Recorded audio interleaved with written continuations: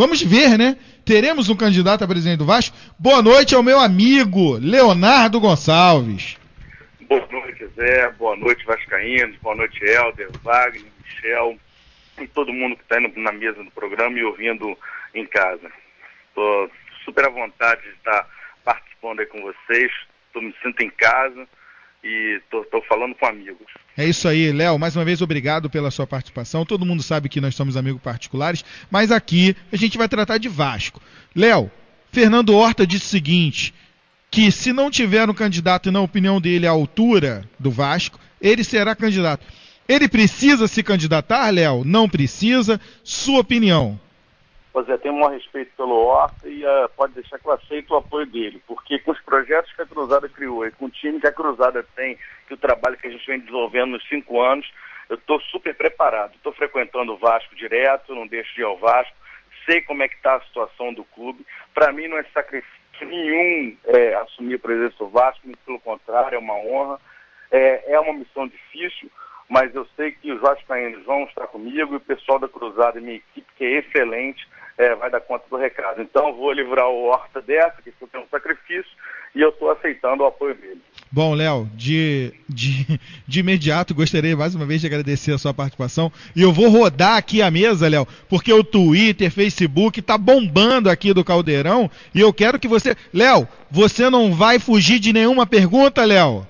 O Helder não, Zé, eu nunca fugi de pergunta nenhuma, você sabe disso. Sei. Eu não fujo de pergunta, não fujo de programa e não fujo de entrevistador. Então, cara, pode mandar brasa. Quem Então, não tem rabo preso, amigo, tá tranquilo. Léo, antes de eu passar pro Helder, queria mandar um grande beijo pra Clarinha, que é a sua filha, e um beijo na Cláudia, sua esposa, pela passagem dos Dias das Mães, porque eu sei, né, Léo, como Cláudia sofre com essa coisa de Vasco, no bom sentido, que você respira Vasco igual a gente, né? Mas respiro e tô botando ela pra respirar também, cara. Também? Pô, agora virou sócia do Vasco, junto com a Clarinha, agora ela vai ter que brigar com o pai dela, porque vai ter que deixar de ser tricolor. Mas Clarinha é Vasco, você sabe disso. Clarinha, cara, olha só, aqui em casa foi o seguinte que eu combinei sempre.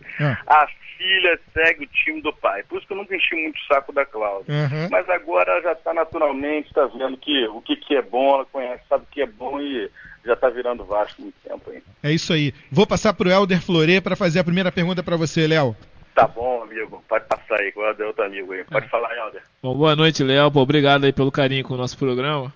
Nada, cara. Minha pergunta é em relação a esse financiamento de adesões, né, que é um assunto que tá polêmico, né? O Horta acabou de dizer que não financiou nenhum título. Então, quem disse que ele associou, segundo o Horta, eles né? pagando tá mentindo. a sua missão. Eu queria perguntar pra você se a Cruzada, eu já te perguntei isso, né, mas publicamente, se a Cruzada fez isso, a Cruzada financiou votos, então, e se você acha que isso se configura como uma compra de votos?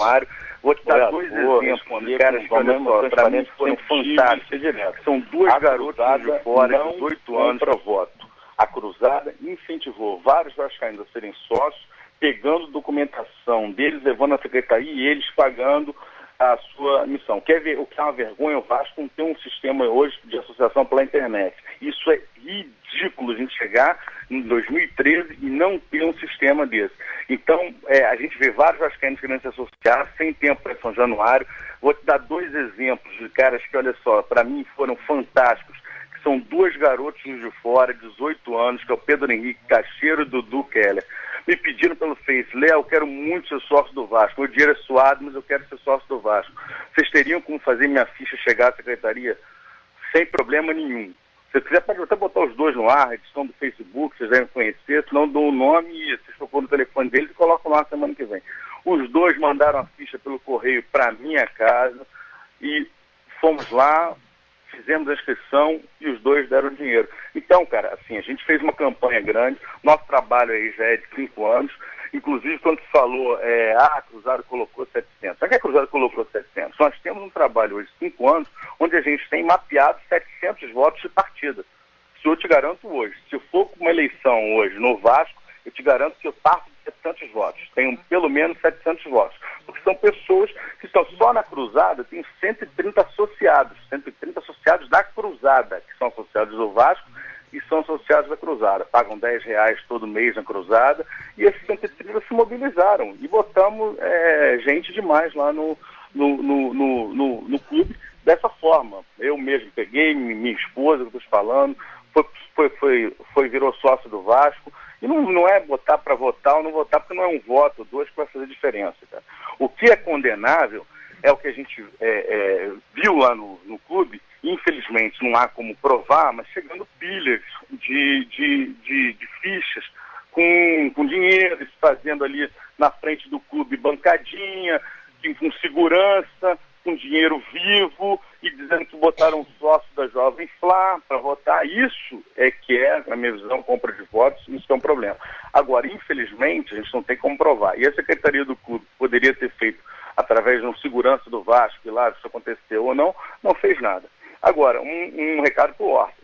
Tem gente, então, usando o nome dele, porque na secretaria, um dia que eu fui, tinham 2 rapazes com bolo de ficha na mão, dizendo que eram do grupo do Fernando Horta. Então, coitado dele, tem gente usando o nome dele ainda indevidamente no Vasco. Mas a Cruzada não participa de compra de votos. Se eu souber qualquer caso desse, você me passa pessoalmente, que eu vou apurar e a chapa esquenta. Beleza, Léo. Mais uma pergunta. Essa semana foi noticiado que você teria feito um encontro, né, um almoço com o Euriquinho e com o Álvaro Miranda, que são os 2 filhos do Eurico Miranda. Eu queria fazer 2 perguntas. Eu queria que você comentasse isso. Primeiro, você foi nesse almoço como pessoa, como Léo Gonçalves, pessoa física, ou foi como presidente da Cruzada? E por quê? Qual foi esse... Qual o interesse desse encontro? Há alguma possibilidade de aliança com o Eurico para a próxima eleição? Helder, olha só, assim, pessoa física, pessoa jurídica é relativo, né? Na verdade, não entendi a sua pergunta. Eu fui porque sou amigo dos 2, nunca tive nada contra os 2. Há 5 anos aí praticamente que a gente não se falava. Quando um funcionário da base que trabalhou conosco, o Carlos Eduardo Santos, me ligou, dizendo que queria promover um almoço com o Mourão, com o Álvaro, o Euriquinho, que eles gostariam que eu fosse, eu fiquei extremamente feliz com encontrar pessoas amigas. Não estou no Vasco para fazer inimizade com ninguém. Agora, tenho uma posição firme. A posição da Cruzada é uma posição de renovação no clube. Então, nada contra quem já passou por lá, até porque a experiência deles deve ser aproveitada, mas no nosso entender o caminho é outro. O caminho tem que ser pela renovação, por sangue jovem, por pessoas diferentes, áreas diferentes para levar o Vasco a outros rumos. Acho que quem passou por lá até hoje não conseguiu resolver o problema. Então, tem que dar a vez para quem está vindo com disposição, como é o caso da Cruzada. Bom, Léo, o Theo Cavalcante quer fazer uma pergunta para você. Vamos lá, Theo. Muito boa noite, Léo. Poxa, muito obrigado pela credibilidade dada ao nosso programa. Eu gostaria de perguntar para você, como conselheiro e líder de oposição, qual que você considera o principal erro da atual gestão do Vasco da Gama? Oi, Theo, tudo bom? Olha só, cara, se elencar o principal erro numa administração que cometeu tantos erros, é difícil. Tá, mas a gente pode falar que alguns que, ao meu entender, são extremamente graves. O primeiro, cara, é que o Dinamite, presidente, matou a figura do maior ídolo do clube. E ele teve tudo na mão para fazer a maior gestão de um presidente do Vasco. A mobilização, quando ele entrou no clube, foi imensa. Os torcedores do Vasco acreditavam no reerguimento do clube. E ele não fez nada do que ele tinha prometido. Então isso, para mim, é gravíssimo. Você tem que ter palavra na vida. Tá? Outro problema do Vasco é o financeiro, cara. A situação financeira do clube está caótica. E o que o Dinamite fez? Nada para fazer uma gestão financeira melhor. O Vasco gastou descontroladamente. O Conselho Fiscal do clube avisava dos problemas que estavam acontecendo. Foi ignorado. As votações que aconteciam no Conselho Deliberativo foram sempre políticas. Em troca de que, eu não sei, mas os conselheiros do clube, muitos deles devem estar com a consciência pesada pelo que fizeram. E aí estamos nessa situação. Realmente a dívida, quando o Dinamite entrou, era 300 milhões. Hoje a dívida do Vasco, segundo o balanço, é uma dívida de 563 milhões.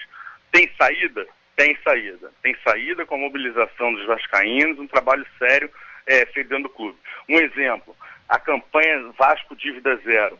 Excepcional, uma ideia maravilhosa que os garotos tiveram. Então, o que você tem que fazer? Além dessa mobilização, além desse movimento contagiante que tem que ter, qual é a contrapartida que o clube tem que ter? Pagar os impostos do dia. Você tem que ter uma gestão planejada financeiramente para manter os impostos do dia pagos, porque aí a dívida não aumenta. Senão, o que vai acontecer? Todos os vascaínos vão pagando e depois a dívida continua aumentando. Por quê? Vão surgindo novas dívidas, e o buraco não tem fim. Então, você tem que fazer uma gestão austera e firme para combater isso. Esse é um problema financeiro, para mim, é gravíssimo. Ok, Léo. O Roberto Zimmer tem uma pergunta aqui da galera do Facebook. Léo, nosso Facebook e Twitter tá bombando, irmão. Tá, é importantíssimo isso, Zé. Eu sei a qualidade com que você sempre fez esse trabalho no rádio, não podia ser diferente. Obrigado. Vamos lá, Zimmer. Boa noite, Léo. A pergunta foi uma mesma pergunta que nós fizemos pro Horta. Então a gente gosta sempre, pelo menos assim, da galera do Face, algumas até para a gente ter um parâmetro, tá? Sendo candidato e eleito, quais as principais mudanças no clube que você faria a curto prazo? Tá. Primeira coisa a curto prazo mexer na área financeira. Tá? Você entrar, fazer uma revisão no quadro de funcionários, colocar em prática projetos de marketing para aproveitar a tua entrada, que com certeza vai dar novos ares. Assim que entrar, seja o Léo, seja o Horta, seja um Salgado, seja um nome, qualquer nome novo que entre, a torcida naturalmente, mesmo que eu não tenha votado nele, vai estar esperançosa, vai estar esperando um Vasco diferente, um Vasco novo. Então a gente tem que ter tudo pronto. Você não pode entrar no Vasco achando, bom, agora eu assumi o Vasco, agora eu vou ver o que eu vou fazer. Não, você já tem que estar com tudo pronto para fazer vários projetos de mobilização, enquanto a sua equipe financeira e de RH reestrutura o clube para diminuir os gastos. É isso que tem que fazer de imediato. E em relação aos nomes da atual diretoria, se algum desses ainda seriam reaproveitados? Aí você pergunta, a diretoria não remunerada ou a diretoria remunerada, você fala o Coller, o Renê, esse menino que fez aí, que eu acabei me falhando o nome no início do programa, o Cristiano, o Renê. O Cristiano não, o falou nesse programa que me faltou o nome, o Gustavo do Jurídico. Sim. São esses que você pergunta? Sim, os remunerados. Não, pretendo chegar e entender com eles como é que está a situação do clube e a princípio ficar... Na verdade, eu não entendo que o problema são os funcionários do clube. Para mim o problema está no presidente do clube e na diretoria, que não tem capacidade de fazer o que tem que ser feito da forma correta. Então se eu entrar e trocar os funcionários de cara, eu estou tirando o sofá da sala, cara. Não vai resolver o problema. Sim. O problema está no comando. O comando do Vasco hoje não existe, o dinamismo infelizmente não sabe administrar, e os funcionários têm que receber novas diretrizes. Isso que eu passei com o Cristiano semana passada por Renê, tive um encontro com o Cristiano, junto com alguns conselheiros da Cruzada, fizemos uma série de exigência, que exigência meio, né, pode parecer até soar meio ruim, mas enumeramos uma série de medidas que, ao nosso ver, tem que ser tomadas com urgência, zelando para que a saúde do clube daqui a um ano não seja muito pior do que está hoje. E deixei ele tranquilo. Falei, Cristiano, olha só, eu vou cobrar de você, porque eu quero entender primeiro o porquê que a gestão sua não estiver boa, se não estiver daqui a um ano boa, e ver o que eu posso fazer para que ela esteja. Então, no primeiro momento, eu não pretendo trocar funcionário. Agora, se depois que a gente der uma diretriz, os resultados continuam não aparecendo, infelizmente você tem que mexer. Certo. Em relação à parte que hoje... houve o Vasco deixou de estar no topo na parte de patrocínio de cota de TV. Hoje Flamengo e Corinthians formam um grupo, né? Um grupo de dois, enfim. E se há alguma coisa que possa ser feita para que isso, tanto nas cotas de TV quanto de patrocínio, elas voltem a se equiparar. O patrocínio que a gente consegue fazer, você restaurando a credibilidade do clube, fazendo um trabalho sério no marketing, você consegue recuperar os patrocínios. Já na televisão, depende da época de renovação. Duvido que a TV Globo agora vá fazer um ajuste no contrato sem ser obrigado a isso, entendeu? E também eu não vou ser leviano de descumprir um contrato porque o ex-presidente assinou uma coisa que é ruim para o clube, porque não tem capacidade de negociar não tem capacidade de negociar uma coisa melhor. Você não tem como tratar o teu maior parceiro, que hoje é a televisão, assim. Então, infelizmente, essa cagada do Dinamite, desculpa o termo, só vai poder ser resolvida na próxima negociação de contrato em relação à TV. Certo. Deixa eu só dar crédito às pessoas que fizeram as perguntas. Reginaldo Baracho, a Chayenne, de Nova Iguaçu, e as duas últimas perguntas vêm do André Pedro e Rafael de Santa Cruz. As perguntas são muito próximas. O André Pedro pergunta se você enxerga a questão da reconstrução do estádio e o que você pensa na alternativa recente que foi ventilada sobre a construção de um tobogã atrás do gol, do placar eletrônico. E do Santa Cruz, se o projeto mesmo de uma nova arena poderia ser seguido na tua gestão. Olha, Zimmer, vamos assim, com calma, vamos dividir o assunto em dois até, tá? Primeiro, mandar um abraço pro André, adoro o André, adoro o irmão dele, adoro o Marco Simonini, o Raimundo, são pessoas fantásticas. A gente tem que trabalhar primeiro em relação ao entorno de São Januário. O entorno de São Januário é importantíssimo e a gente tem que fazer isso através de influência política. Isso não envolve Caixa do Vasco. O Caixa do Vasco hoje, eu poderia falar que vamos construir uma arena, não sei o que lá, mas a gente tem que ser sincero, o torcedor não é trouxa, não vai acreditar em Papai Noel e Coelho da Páscoa. Hoje em dia, a situação financeira do Vasco não permite que nesse momento agora você pense em arena. Nesse exato momento não tem como pensar em arena. Você agora tem que tornar São Januário mais confortável, e aí mais confortável é você propiciar melhores vias em volta, melhores condições de transporte para o torcedor chegar. Dentro de São Januário, algumas coisas que tornem acessibilidade, como o Wagner falou no início do programa, banheiros melhores, coisas que não têm um custo absurdo.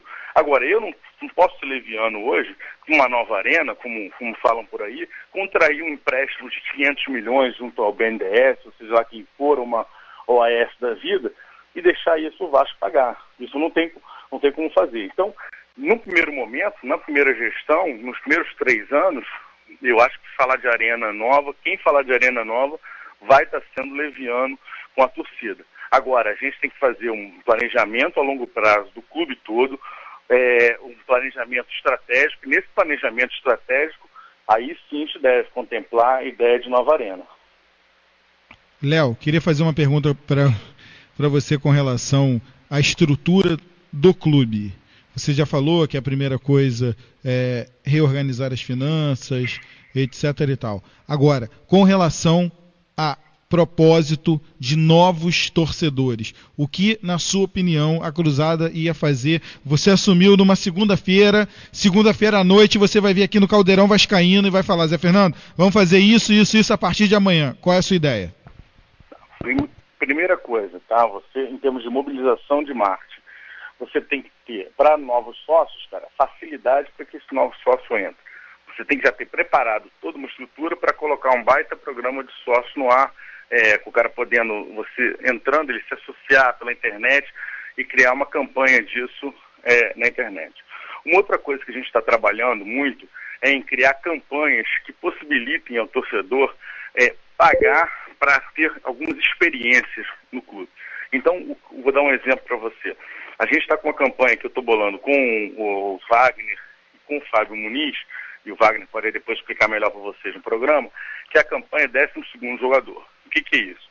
É uma campanha onde o torcedor do Vasco vai se cadastrar no site, é uma campanha de crowdfunding, vai pagar uma determinada quantia que a gente hoje imagina seja 12 de R$12 para fixar o número 12, ou seja, o 12º jogador. Esse dinheiro ser todo investido no futebol, a transparência desse dinheiro ser dada no site do clube, quanto está entrando, quanto está sendo investido em que, se é em salários, se é em montagem de departamento A, B, mas todo o dinheiro tem que ir para o futebol. E esse torcedor que estiver participando como 12º jogador, ele recebe em casa um contrato do Vasco como se ele fosse jogador do time, como se ele estivesse recebendo ali com carimbo da Ferg, recebe em casa uma carteirinha com o time do Vasco postado, com 12 jogadores, obviamente, e ele com a carinha dele, com 12º jogador. É sorteado para ir na concentração, se concentrar com o time, e aí pode ser que em algum momento ele não tenha que participar de uma preleção ou outra, porque aí a gente tem que respeitar a comissão técnica, mas vai estar lá, vai estar usando as áreas comuns do hotel junto com os jogadores, saguão, ia ao jogo com a delegação dentro do ônibus, que são experiências que eu fui em Sergipe, quando eu era diretor da base do Vasco, e é incrível, é maravilhoso você chegar no estádio, no ônibus da delegação. Então, você tem que criar coisas que incentivem o torcedor a estar junto com o clube. Tá? E isso a gente já tem preparado, algumas dessas campanhas, a gente está trabalhando com antecedência para quando entrar, mandar brasa de imediato. Ok. Léo? Tá, e essa campanha, você está sabendo, já porque você é meu amigo, estou falando no Caldeirão em primeira mão, tá? Que legal. Tá, isso é só porque é você. Obrigado, Léo. Mais uma vez, cara, gostaria de agradecer a sua participação ao vivo aqui conosco no Caldeirão Vascaíno e dizer o seguinte, Léo, brevemente iremos marcar uma entrevista no estúdio com vários torcedores, dirigentes, candidatos a presidente, e faremos, entre a Copa das Confederações, quando o futebol parar, vamos fazer alguns debates em um auditório para 100, 200 pessoas, com imprensa e também com candidatos. Eu gostaria de contar com a sua presença, fazer pelo menos uns 3 debates aí com todo mundo. Vamos ver quem vai querer participar, quem vai correr, enfim. O convite vai ser feito para todo mundo, independente de posição política. Toda a galera pré-candidata será convidada. Beleza, Léo? Zé, eu não fujo de debate, adoro debate. Na última eleição briguei por um debate, enchi o saco do Felipe da Muvasco, do Deison da GDA, que estavam organizando uma série de entrevistas, e infelizmente os outros candidatos, principalmente o Dinamite, né? Na verdade o grande candidato que acho que não estava querendo ir de jeito nenhum era o Dinamite, porque eu acho que o Coelho, à época, e o Pedro Valente toparam. Então o Dinamite não queria ir de jeito nenhum ao debate, e aí, consequentemente não houve. Então eu estou ansioso, acho que tem que se debater o Vasco, tem que se discutir o Vasco com respeito, a gente tem que parar de menosprezar as outras pessoas, a gente tem que parar de brigar dentro do clube. Os nossos inimigos não estão dentro do Vasco, estão fora do Vasco. Agora, é normal que você tenha ideias diferentes. Então, o debate é fundamental para esclarecer para o torcedor e para até fazer os próprios candidatos refletirem sobre suas candidaturas. Eu estou extremamente preparado, ansioso e aguardando qualquer debate. Beleza pura, Léo. Um beijo na Clarinha, um abraço na Cláudia, um beijo na sua mãe. Enfim, muito obrigado por essa entrevista, que eu tenho certeza que esclareceu muita dúvida da galera que está em casa. Léo, valeu, Zé, um beijão na Fernanda aí, tudo de bom. Pro Helder, pro Zimmer, pro Theo, pro Michelzinho, pro Wagner, para todo mundo, toda a nação vascaína aí que tá ligado. Eu tô vendo aqui que o Facebook está bombando, muita gente comentando aí, só se fala no programa. Tá de parabéns, Zé. Valeu, obrigado, Léo. Grande abraço para você e boa noite, hein? Valeu. Tchau. Essa foi a participação ao vivo, aqui no Caldeirão Vascaíno do Leonardo Gonçalves, que será possivelmente o candidato que a Cruzada Vascaína lançará a presidente do Vasco. Beleza pura.